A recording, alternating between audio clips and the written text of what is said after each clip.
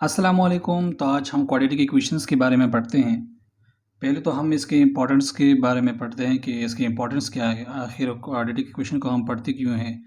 फिर क्वाड्रेटिक का टर्म आया कहाँ से है, और लास्ट में कुछ एग्जांपल देख देते हैं, और फिर उसकी मेथड्स कौन कौन से हैं। तो इसके बारे में हम आज इस क्लास में पढ़ेंगे, इस वीडियो में।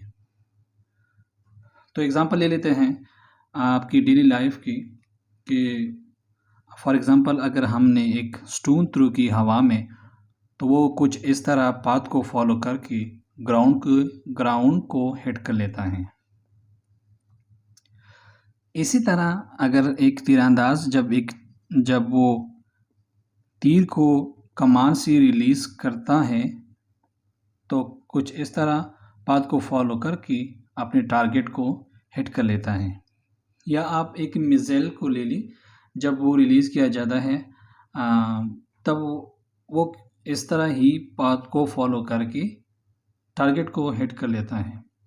तो अब हम इस चीज़ में इंटरेस्टेड हैं कि फॉर एग्ज़ाम्पल इस स्टोन के एग्ज़ाम्पल को ले ली। अब हम इस चीज़ में इंटरेस्टेड हैं कि इस स्टोन का इस पोजीशन पे, फॉर एग्ज़ाम्पल मैंने ए का नाम दे दिया, इस पॉइंट पे इसका पोजीशन की जितनी भी पैरामीटर्स है, तो हम उसको फाइंड करने में इंटरेस्टेड हैं। जैसे कि यहाँ से वो कितनी दूरी पर गया है, इसकी ऊंचाई क्या है यहाँ पे, और किस टाइम में ये गया है, इसके कितना टाइम लिया है यहाँ तक पहुँचने में। फॉर एग्ज़ाम्पल मैंने कोऑर्डिनेट सिस्टम ले ली, तो वो इसको एक्स का नाम दे दिया, इसको वाई का नाम दे दिया। यहाँ पे मैं ये भी बता दूँ कि कोऑर्डिनेट सिस्टम में ये ज़रूरी नहीं है कि यहाँ पे एक्स का होना हो, यहाँ पे वाई होना हो, तो ये ज़रूरी नहीं है, ये ट्रेडिशनल फॉलो किए जाते हैं। आप यहाँ पे कोई और अल्फ़ाबेट भी इस्तेमाल कर सकते हैं। तो यहाँ पे हम इंटरेस्टेड हैं कि इसकी पोजीशन को हम फाइंड कर लें, टाइम को फाइंड कर लें, किस टाइम में यहाँ तक आया है। और इसी तरह अगर हम इंटरेस्टेड हैं इसमें कि इस पॉइंट बी पर इसकी पैरामीटर को देख लें, और लास्ट में अगर हम ये जानने की कोशिश करें और इस चीज़ में इंटरेस्टेड हों कि ये ग्राउंड को कब हिट कर लेता है, कितने टाइम में कर लेता है हिट, तो ये सारी चीज़ों को मालूम करने के लिए हम क्वाड्रेटिक इक्वेशंस का ही सहारा ले लेते हैं। क्वाड्रेटिक इक्वेशंस इसके अलावा जितनी भी पैराबोलिक मिरर्स हैं या टेलीस्कोप्स के, उसके डिज़ाइंस में हमारे हेल्प कर लेते हैं। जिस तरह के हमारे घरों में जो टीवी की डिशेस हैं, उसकी डिज़ाइंस में, उसकी शेप्स की डिज़ाइन में क्वाड्रेटिक इक्वेशंस ही हेल्प कर देता है। क्वाड्रेटिक इक्वेशन जैसे कि आई की जो लेंस है, उसको डिज़ाइन करने में भी हेल्प कर देता है। जितने भी हमारे पास वो इक्वेशंस जिसमें टाइम, वो इक्वेशंस जिसमें टाइम हो, जिसमें टाइम इन्वॉल्व हो, डिस्टेंस इन्वॉल्व हो और स्पीड इन्वॉल्व हो, तो इस तरह की इक्वेशंस को फिर क्वाड्रेटिक इक्वेशन के ज़रिए ही सहारे ही सॉल्व कर सकते हैं और किए जाते हैं। तो अब हम क्वाड्रेटिक का टर्म्स के बारे में कुछ जानने की कोशिश करेंगे कि क्वाड्रेटिक इक्वेशंस का जो लफ्ज़ है, क्वाड्रेटिक का जो लफ्ज़ है, ये क्वाड से निकला है।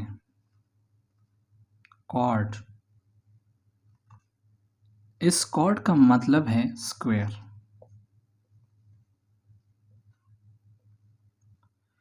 यानी वो इक्वेशंस जिसमें किसी वेरिएबल की हाईएस्ट पावर स्क्वायर हो, तो उस इक्वेशंस को हम क्वाड्रेटिक इक्वेशन कहेंगे।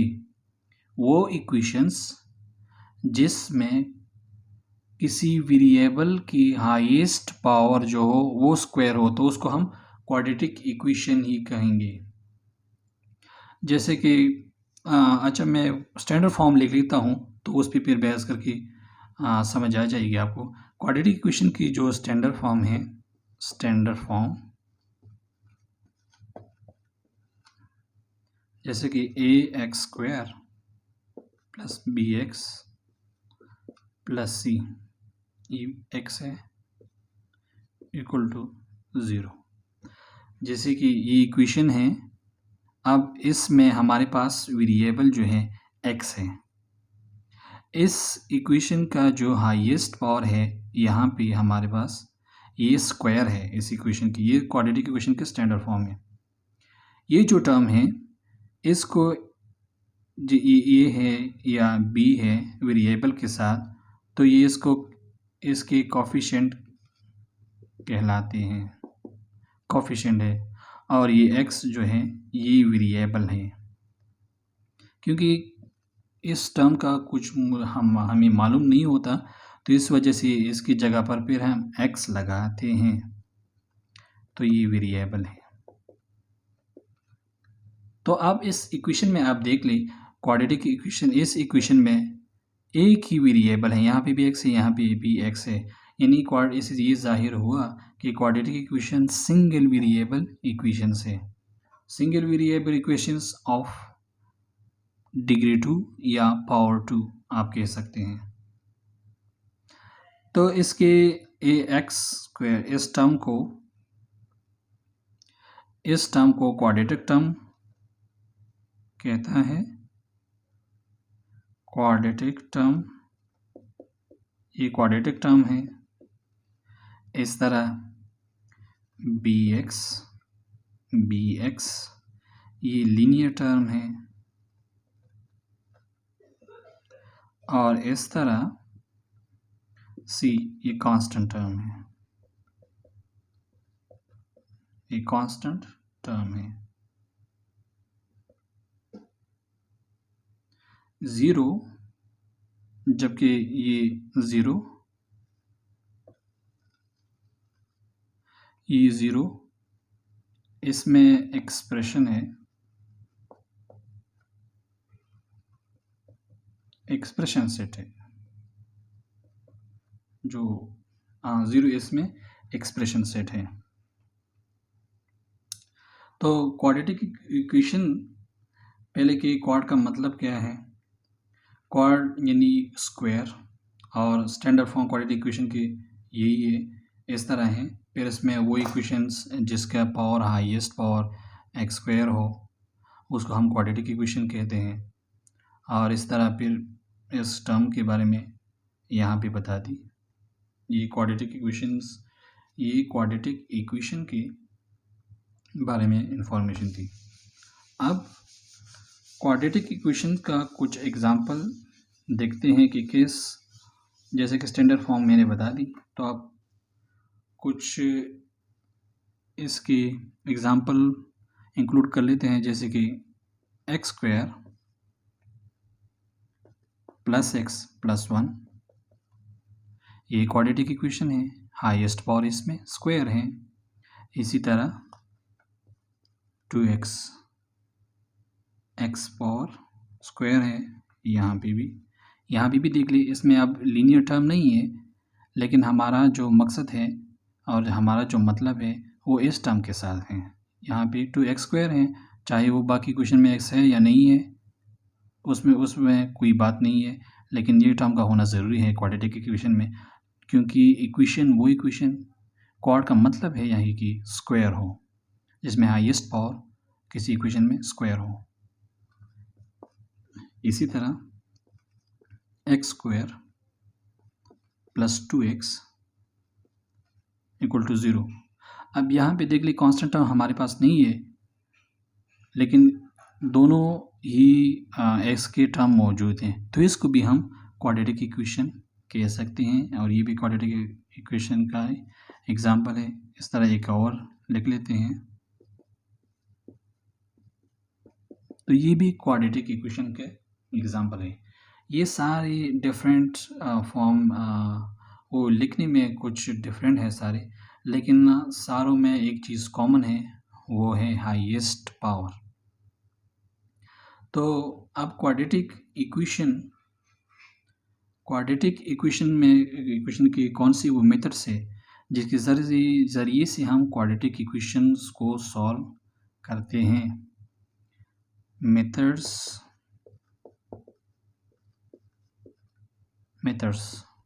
Of quadratic equation. सबसे पहले फैक्टराइजेशन के ज़रिए हम क्वाड्रेटिक्स की इक्वेशंस हैं वो सॉल्व कर सकते हैं। दूसरी कंप्लीटिंग द स्क्वायर, इसके ज़रिए से हम क्वाड्रेटिक इक्वेशन को सॉल्व कर सकते हैं। तीसरी क्वाड्रेटिक फार्मूला है, क्वाड्रेटिक फार्मूला। तो एक ही क्वाड्रेटिक इक्वेशंस है, इसके लिए इतनी सारे methods, factorization method, completing methods, quadratic square method है, क्वाड्रेटिक फार्मूला इस्तेमाल करने से फिर हम इक्वेशन को सॉल्व कर सकें। तो इतने सारे मेथड्स, क्योंकि जब भी एक प्रॉब्लम आता है तो एक मतलब कुछ एक तरह की आप उसको सॉल्व करने की कोशिश करते हैं, फिर फेल होता है, तो फिर दूसरा उसके लिए मेथड निकाला जाता है। तो क्वाड्रेटिक इक्वेशंस में ऐसा होता है कि बाज़ दफ़ा फैक्टराइजेशन फेल होता है, तो वहाँ पे फिर कंप्लीटिंग स्क्वायर से मदद ली जाती है। जब वो भी काम करना छोड़ दें मगर उससे हल नहीं हो सकता, फिर क्वाड्रेटिक फार्मूला का वो हेल्प ले लेते हैं, तो उसके ज़रिए से क्वाड्रेटिक इक्वेशंस को सॉल्व करते हैं। तो हमें कैसे पता चलेगी कि क्वाड्रेटिक इक्वेशंस का ये मेथड्स कब अप्लाई करेंगे इक्वेशन पे। फॉर एग्जांपल ये इक्वेशन है, ये फैक्टराइजेशन से हल हो सकता है, कंप्लीटिंग स्क्वायर से हल हो सकता है, या क्वाड्रेटिक फार्मूले से हल हो सकता है। तो इस पर अलग-अलग वीडियो में तो मैं कोशिश कर लेता हूँ कि वीडियो शॉर्ट बना लूँ और फैक्टराइजेशन का अगले वीडियो में ज़िक्र करूँ, फिर कंप्लीटिंग का, फिर क्वाड्रेटिक का, और उसमें हम जानने की ये कोशिश करेंगे कि कब हम क्वाड्रेटिक फैक्टराइजेशन का इस्तेमाल कर सकते हैं, कब कंप्लीटिंग का, कब क्वाड्रेटिक फार्मूले का। तो फिर आसानी से पता लग जाएगा हमें, और इसका हम कोशिश कर लेते हैं, और यही फिर आसानी से पता लग जाता है हमें कि अब इस इक्वेशन पे हमें कौन-सा मेथड्स अप्लाई करना चाहिए कि हम इसको सॉल्व कर दें।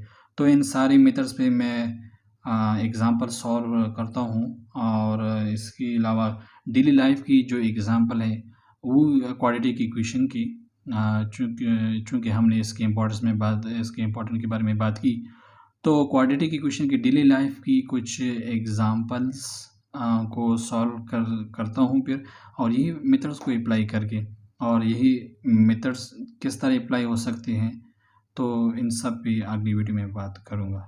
तब तक के लिए अल्लाह हाफ़िज़।